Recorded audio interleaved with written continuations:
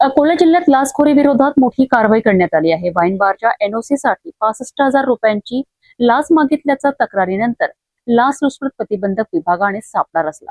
या कारवाईत चांदणी पोलीस ठाण्यातील पोलीस उपनिरीक्षक महादेव देशमुख यांना 35,000 रुपयांची लाच स्वीकारताना रंगेहात पकडण्यात आले।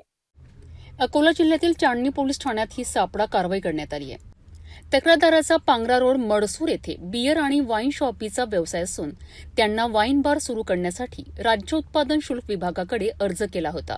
या अर्जासाठी पोलीस ठाण्याकडून एनओसी आवश्यक होती। याच एनओसीसाठी पोलीस उपनिरीक्षक महादेव मधुकरराव देशमुख यांनी सुरुवातीला 65,000 रुपयांची लाच मागितल्याची तक्रार लाचलुचपत प्रतिबंधक विभागाकडे करण्यात आली। तक्रारीच्या पडताळणीनंतर तडजोडी अंती 35,000 रुपयांची लाच स्वीकारण्याचे निश्चित झालेत। यामध्ये ठाणेदारांसाठी 30,000 आणि स्वतःसाठी 5,000 रुपये मागण्यात आल्याचे तपासात निष्पन्न झाले। 18 ऑगस्ट रोजी सकाळी 10:30 वाजताच्या सुमारास चांदणी पोलीस ठाण्यातील खुफिया कक्षात ही रक्कम स्वीकारताना एसीबीच्या पथकाने पोलीस उपनिरीक्षक महादेव देशमुख यांना रंगेहात पकडलेत। ठाणेदार दराडे यांच्या विरोधातील पैशाच्या मागणीची पडताळणी नकारात्मक आल्याचे एसीबीने स्पष्ट केले आहे।